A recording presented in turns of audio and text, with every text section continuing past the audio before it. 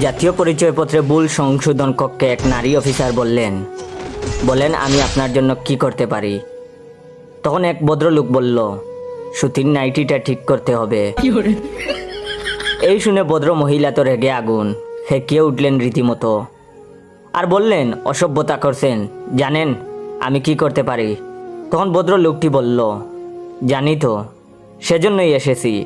বাবা মা আদর করে আমার নাম রেখেছিলেন সুধীর, সুধীর মাইটি। আপনারা জাতীয় পরিচয়পত্রে লিখে দিলেন সুতির নাইটি। পাশে বসে স্বপনদা কেঁদে দিলেন, বললেন, আপনার তো তবুও ভদ্র অবস্থা মশাই, আমার কথা একবার ভাবুন। আমার নাম স্বপন ঘোষ আর এনআইডিতে আসলো স্বপ্ন। অবশ্যই আপনি বুঝতে পারছেন। বলি, এই 72 বছর বয়সে কি এসব থাকে নাকি?